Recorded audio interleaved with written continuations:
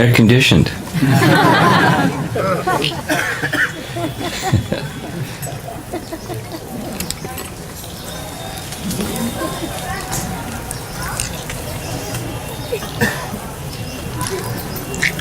The sitting place of Sutta Goswami.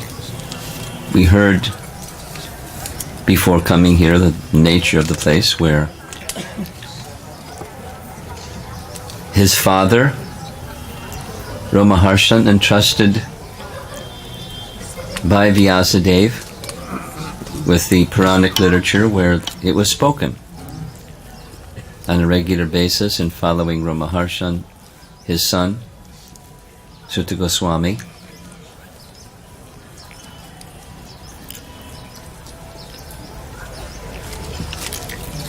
Now that circumstance took place after Krishna's departure, because Shukadeva Goswami speaking to Maharaj Parikshit certainly was after Krishna's departure, and then Sutta speaking again here at Naimisharanya took place after that.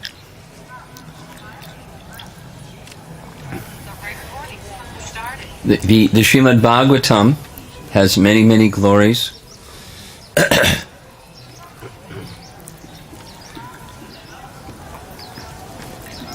Many teachings about the teachings of Srimad Bhagavatam. So one of those is Bhagavat Mahatmya. The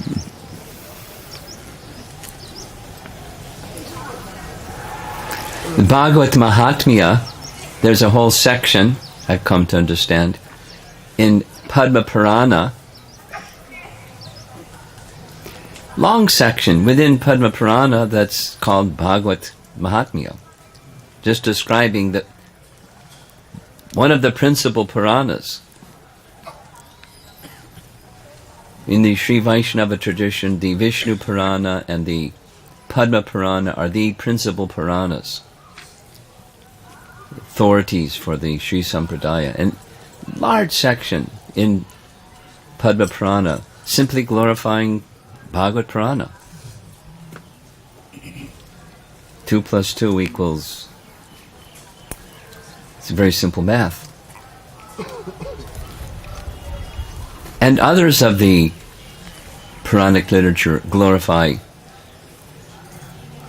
Bhagavat Purana in that same way. It's the supreme amongst them. Many, many, many such references. So there's another Bhagavat Mahatmya that I'm going to refer to or speak from. I'm not sure the place that it comes from, but it's certainly in keeping with the mood and the message of Srimad Bhagavatam. And the narration begins with Shonaka Rishi asking Sutta Goswami questions, then answers. The same Shonaka, same Sutta, where Shonaka said, or asked, after Maharaja Yudhisthira installed Vajranabha as king in Mathura, and he installed his grandson Maharaj Parikshit as king in Hastinapur, and then Maharaj Yudhisthira departed this world to join Krishna's eternal Leela. What did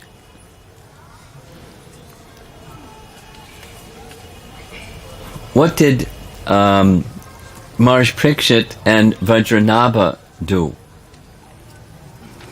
What was the next activity? Sutta Goswami said that Maharaj Parikshit went to pay a visit to Vajranabha, and he went with his royal entourage, and when he reached the kingdom of Vajranabha, he was received very wonderfully, royally, lovingly. And the queens of Vajranabha, in all appropriate manners, honored the great Maharaj Parikshit. And when Maharaj Parikshit, given a proper seat and the circumstance was appropriate, he was glorifying Vajranabha, saying, "Your father Aniruddha and your grandfather Pradumna gave all protection to my father Abhimanyu and his father Arjuna. And what to speak of Krishna, who gave protection to us all. So I'm deeply indebted to you and feeling great affection for you and your predecessors. But I can see from your demeanor that you're unhappy. In fact, you appear to be disturbed. Could you say what the reason is, and I'll do everything I can to help relieve you of that disturbance."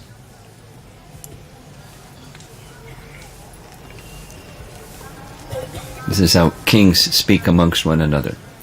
So Vajranabha said to Maharaj Parikshit, "Your father Abhimanyu taught me everything about military skill. He was the best of warriors. He taught me everything about archery and everything to do with military prowess, and so I have nothing to worry in that part of my being king in Mathura. However, happiness in ruling a kingdom comes in interacting with subjects, and for some reason, it seems that the whole of Mathura has become vacant. All the citizens have gone. What to do?" So Maharaj Parikshit said, "There must be some transcendental reason.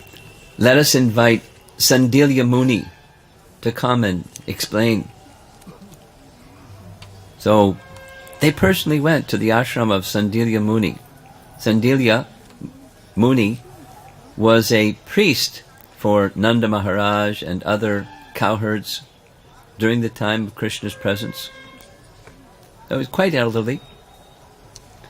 And Sandilya accompanied them back to Vajranabha's palace, and he was honored and received properly. And then he began speaking. I want to share with you some of the mystery of Braja. So we're going to hear some of the mysteries of Braja from Sandilya. The name Braja, learned scholars understand, mean all-pervasive. This land that you're now the king of is a fully spiritual place. It's indestructible, eternal, ever-existing, transcendental, and all-pervasive. And for that reason, it's known as Braja. Within this land of Braja, Radha eternally resides. Radha should be understood as the Atma of Krishna. She is always engaged in service of Krishna, and Krishna is always engaged in enjoying pastimes with Radha, and therefore Krishna is known as Atma Rama. And Krishna is a sublime person that has desire. Desire is kama, but the only desire that Krishna has is in relation to Radha and the cows and the cowherd boys and the other gopas. And he always knows how to fulfill his desires, and therefore Krishna is known as Apta Kama.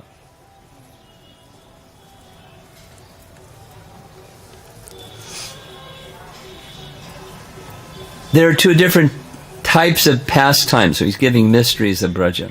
Two different pastimes, types of pastimes. There's ordinary and fully transcendental. The ordinary have to do with Krishna's killing of demons and liberating of souls and things that are of this world. And the transcendental pastimes speak for themselves. There's no existence of the ordinary pastimes without the transcendental pastimes, but those who are situated within the ordinary pastimes, they can't fathom the transcendental pastimes. You two kings have been primarily situated within the region of the ordinary pastimes. And therefore, it's not perceivable to you the transcendental pastimes. But there are souls, even today, who within their hearts they can experience the transcendental pastimes of Krishna. From time to time, Krishna comes and manifests those eternal pastimes. And just recently, at the end of the 28th Yuga cycle of Vaivasvata Manu, Krishna came, and Krishna displayed these eternal pastimes for the delight and happiness and benefit of all. And those pastimes have now concluded. When Krishna was performing those pastimes, there were three different types of devotees or categories of devotees.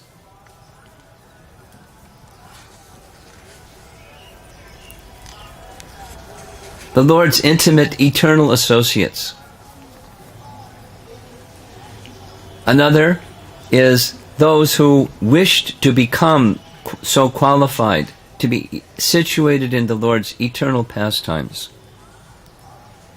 And then there was also the demigods and their expansions who were assisting Krishna in his pastimes.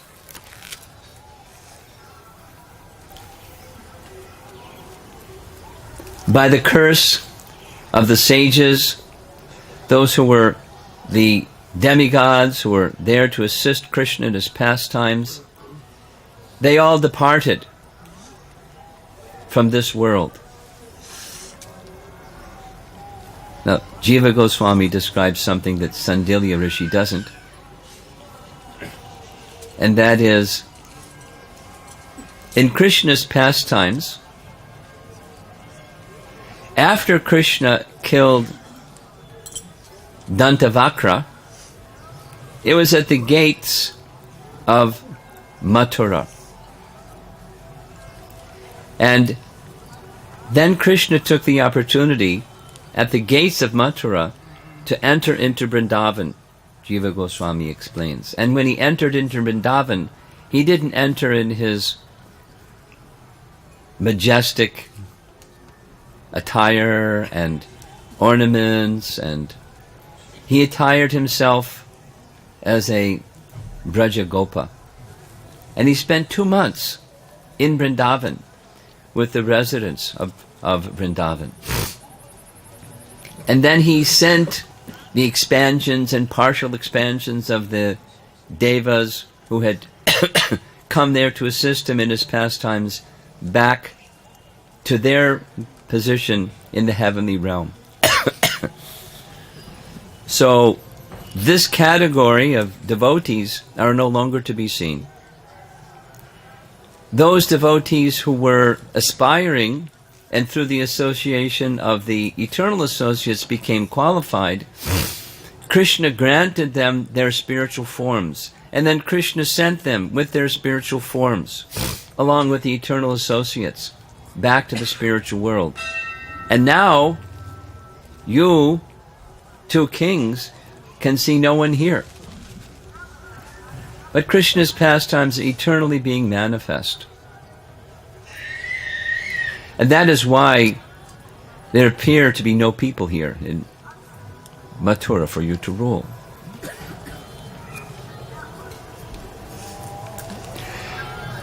But I have an instruction for you and some service for you that will pacify and completely satisfy your heart. You're the king of Mathura. You should simply serve the Dham.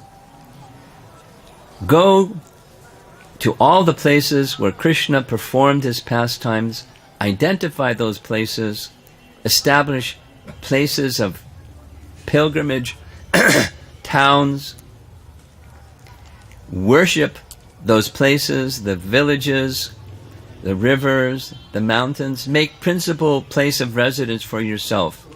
Nandagram, Varsana, Govardhan, Mahavan. Reside there.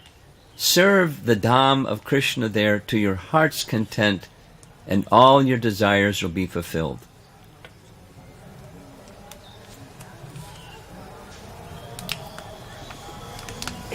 I give you this benediction that you will be able to find all of these places with the help of Maharaj Parikshit.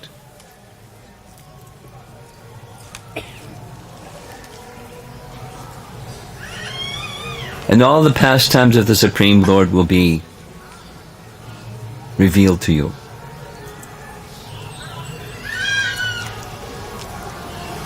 Speaking in that way, Sandilya Muni returned to his ashram, and Maharaj Parikshit and Vajranabha were very relieved and pacified.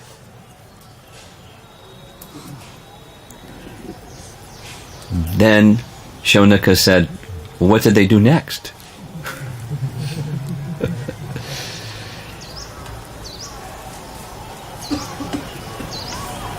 Maharaj Parikshit went back to Hastinapur, and he arranged for thousands of highly qualified brahmanas and kshatriyas to come and make their physical residence in Mathura.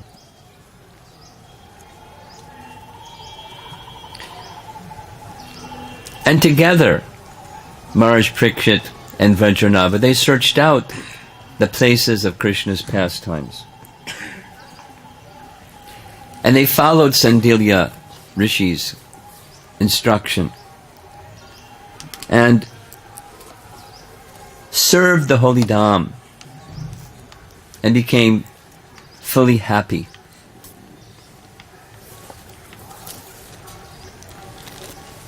I forgot a very important message. The very important message was, in this way, by Uddhava's mercy, Uddhava will reveal himself to you. And Uddhava will relieve everything that's troubling your heart. So the next description that goes on is Shaunaka is then describing in Dwaraka, the queens in Dwaraka were experiencing great pain of separation from Krishna. But they were surprised that one of the queens, Kalindi, apparently was not feeling the same feelings that they were feeling. So they approached Kalindi, said, "What's the secret? You're so contented and you don't feel any of the feelings that we're feeling. But you're also in separation from Krishna. So could you please give us an explanation?"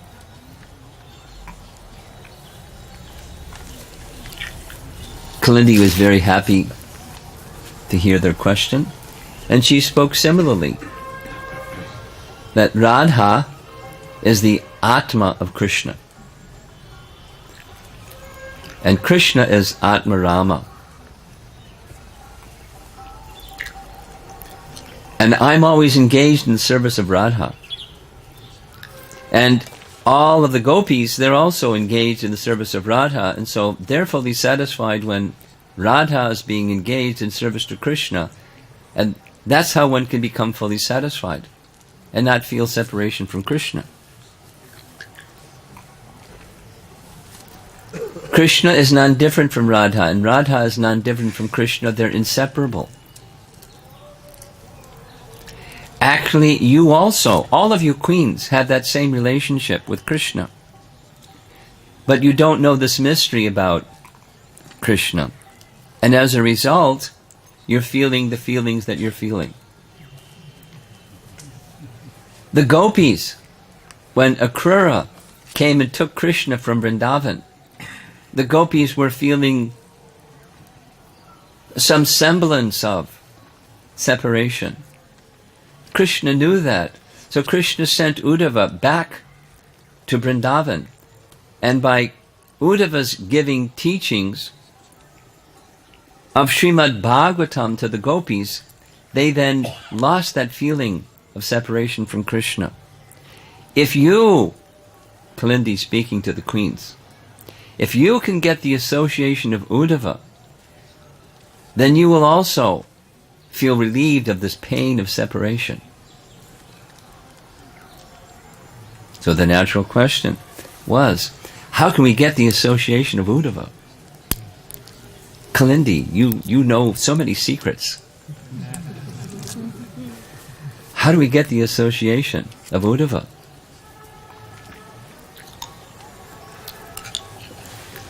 Kalindi smiled. Said, you should request Vrajranabha to take you to the place where Uddhava is now, in Vrindavan. Uddhava heard everything from Krishna just before Krishna's departure, and Krishna sent him to Badri, and because that was a suitable place to engage in his spiritual activities, and he could give the teachings that he had given to Uddhava to the associates of Narayan Rishi. And so he went.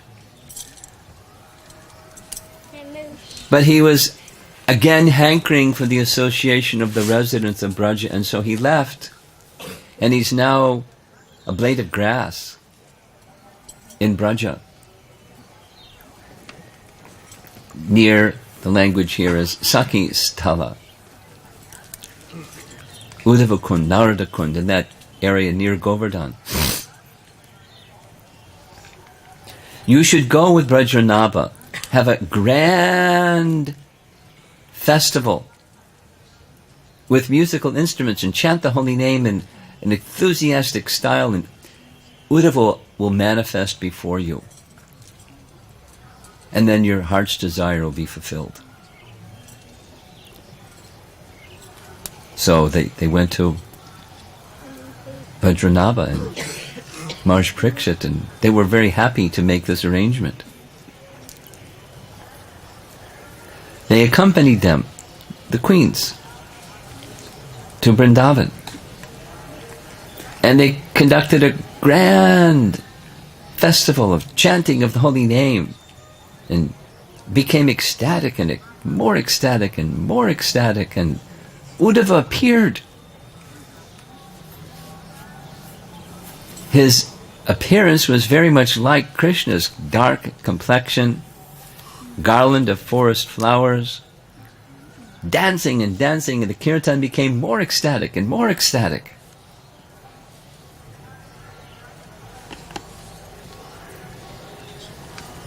Everyone forgot what they were doing and just became ecstatic.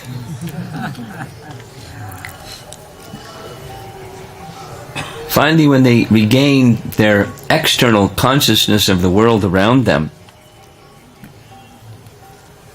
they feasted their eyes again on Uddhava, who resembled Krishna, and they worshipped him.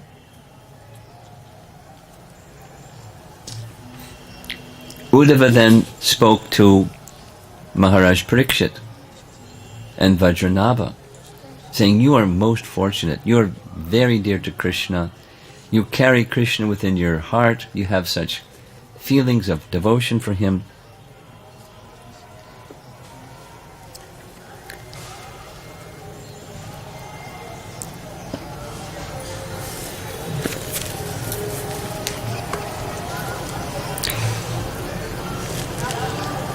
However, Krishna has his Yogamaya potency, and by his Yogamaya potency, if one forgets their eternal situation of loving service unto Krishna,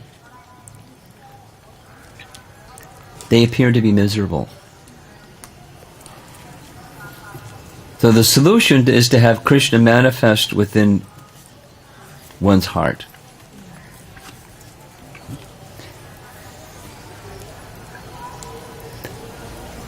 Again, he referred, Krishna just appears sometimes and performs his wonderful pastimes. But when those pastime period is over, the way to make Krishna appear is reciting Srimad Bhagavatam. So, whenever there is the recitation of Srimad Bhagavatam, Krishna appears. So, my dear kings, you please make an arrangement where Srimad Bhagavatam can be recited. I personally heard from my spiritual master, Brahaspati, this message of Srimad Bhagavatam, and I became intimately connected with Krishna as a result, and he sent me here to Braj, and I gave this message of Srimad Bhagavatam to the gopis, and they became pacified.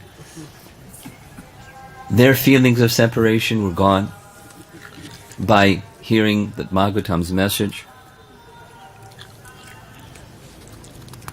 The demigods, headed by Brahma, when they gave their encouragement to Krishna, you've completed your purpose for appearing in this world, relieving the burden of the earth of demoniac kings. That service, that purpose is now fulfilled. If you wish, you may return to the spiritual world. Just after that, before Krishna departed, under a banyan tree, I heard all of this message from Krishna. I heard the entire essence of Srimad Bhagavatam from Krishna. And I've been carrying that in my heart, and so that connection with Krishna is there. But I too am hankering for that mood of the residents of Vrindavan, and thus I've been living as a creeper here in Vrindavan, near Nardakund. The realization of Krishna comes, Uddhava's teaching, by hearing Srimad Bhagavatam. Therefore, I will explain Srimad Bhagavatam. I will recite Srimad Bhagavatam for a whole month. And all the audience will be completely satisfied with all of their hankering, deepest hankering for association with Krishna again. That is how Krishna becomes situated in the heart. Maharaj Parikshit, you go back to Hastinapur, rule the world, diminish the influence of the age of Kali, and I'll stay here with everybody else and engage in Bhagavatam Katha.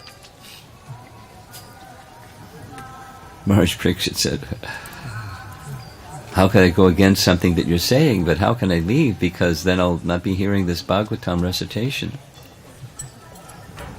And he said, the day will come when Shukadev Goswami personally will recite it to you. And you'll go back to Godhead. You'll be with Krishna and go to Krishna. Don't worry. You have an assignment of service from Krishna.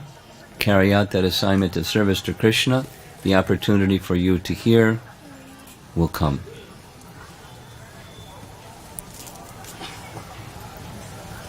Prepare yourself to subdue Kali.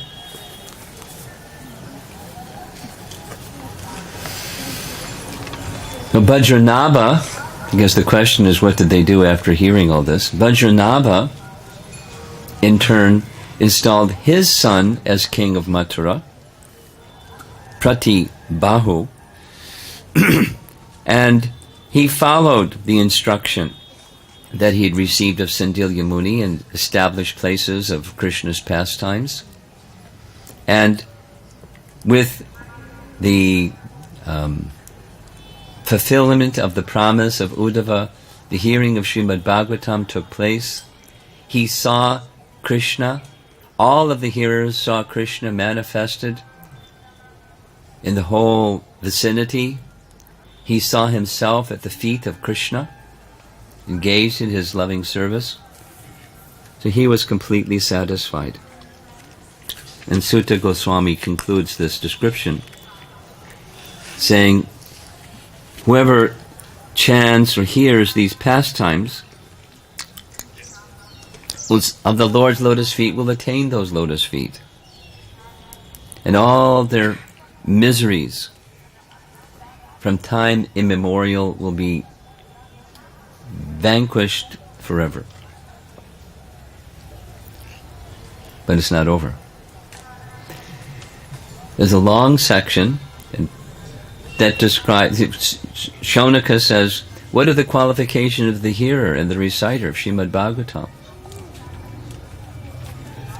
Because if this benefit is there, so he gives the best, the intermediate, and the beginning stage of hearing.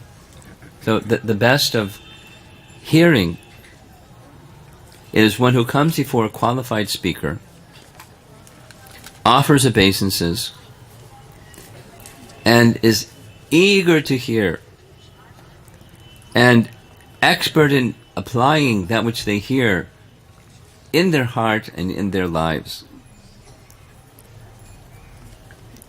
He's attached to asking questions and always contemplates the subject he has heard. Such a person is very dear to Krishna. And the topmost speaker are those whose hearts are attached to the Lord without hankering for anything else. They are the well-wishers of all. They're merciful to the fallen, and they are expert in learning the truth.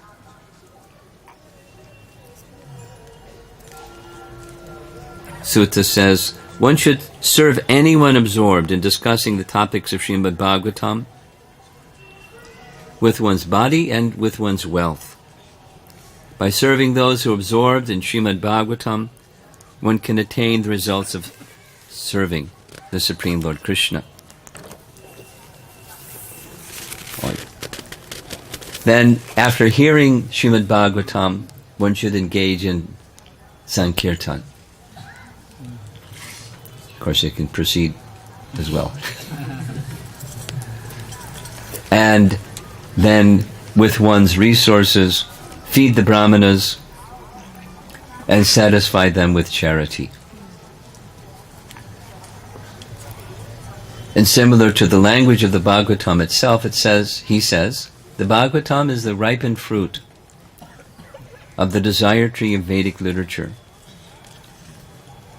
It's been bestowed on this world, specifically in this age of Kali, by Shukadeva Goswami, and by the touch of his lips has become more nectarian, very similar to verses of the Bhagavatam itself. It's the direct means for attaining Krishna. And it eternally bestows love of God. If you recall from the discussion this morning, what's the Shreyas, the Shreya Uttama, the real ultimate purpose, and it's terminating material existence, but attaining the stage of love of God, and Srimad Bhagavatam directly bestows it. The whole of the Vedic process is for that purpose, and Srimad Bhagavatam is the ripened fruit that directly bestows that. With faith, if one hears in that manner, that's the fruit that comes. And then this section concludes the results of hearing in that manner. One who daily reads Srimad Bhagavatam with full concentration attains the results of studying the 18 Puranas. Vaishnavas, like Prahlad Maharaj, are always present wherever the topics of Srimad Bhagavatam are discussed. That is, you get the association of perfected souls just by hearing. By worshipping Srimad Bhagavatam, you're beyond the jurisdiction of Kali. Persons who worship the Vaishnava literature Srimad Bhagavatam in their house are freed from all sins, and they themselves become worshipable. Krishna resides in the house, one who has kept a verse of Srimad Bhagavatam. Krishna goes wherever the topics of Bhagavatam are discussed, just as a cow spontaneously follows her calf. Krishna never leaves one who enjoys speaking or hearing Srimad Bhagavatam. So, of course, it's this exclusive focus and emphasis upon hearing Srimad Bhagavatam, and our process of devotional service. There are 5 primary activities: the chanting of the holy name, the hearing of Srimad Bhagavatam, serving the devotees of the Lord, engaging in the deity worship, worshipping the deity form of the Lord, and residing in a holy place. So here we are in a holy place. We're not going to spend the night here. But we're engaged in the activities of hearing Srimad Bhagavatam in the same place where Srimad Bhagavatam was spoken. Now, if someone had told me long ago, you know what, one of the things you're going to do in this life, you're going to be at the very place where Srimad Bhagavatam was spoken. But here we are. We're products of mercy, of the Vaishnavas who have gone out of their way, taken the time and trouble to extend the process of hearing and chanting to us. And all of that certainly flows from our founder Acharya, Srila Prabhupada. Again, just looking around from different corners of the world, literally. A lot are here from India, of course, but from different corners of the world. Like the magnet and iron filings just being attracted, the hearts and minds being attracted to Krishna.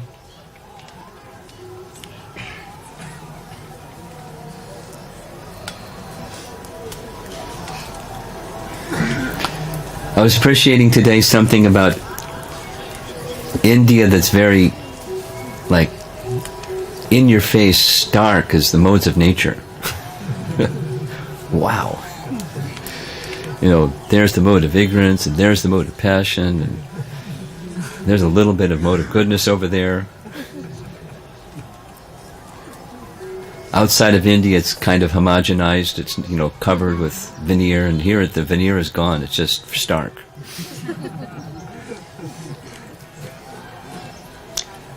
So what's the attraction? The attraction is inherent within India is Vedic culture and the goal of life. Prabhupada, on more than one occasion, said, everyone knows in the world that if you want to learn of spirituality, India is the place. You come here and it's like, look at these modes of nature. But you know, that's the covering. And then beneath the covering there's the spirituality. As Prabhupada quoted one scholar, a Chinese scholar said, if you want to know spirituality, you must go to India. I don't know which scholar he's referring to, but he said that on more than one occasion.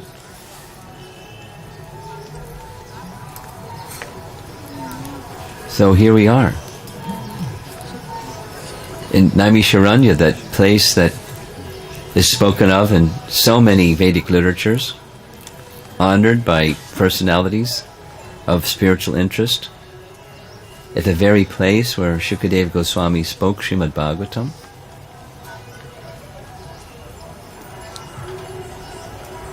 We're very fortunate. So, recognizing that fortune that is being extended to us in a prayerful mood, receive it. As mentioned, contemplate what the essence of that mercy is, that the messages that are conveyed along with the Srimad Bhagavatam's message, the importance of leading our lives in a proper manner, in a way that's consistent with a life of transcendence, or helps us pursue a life of transcendence, and live accordingly, live amongst ourselves accordingly, cultivate the qualities of a devotee in such a way that we can be pleasing to Krishna. We know from Bhagavad Gita, when Krishna sees a devotee with the devotional qualities, he's very pleased. And that's what we want to do, is please Krishna. Now, this message here is serving Srimati Radharani, and who are we to serve Srimati Radharani? So then we can serve those who are serving Srimati Radharani, and like we heard of Shatrughna, he is the epitome of the servant message. So those that are servants of the Srimad Bhagavatam, we try to serve them as best we can. Hear its message and be servants of those who are servants of Srimad Bhagavatam.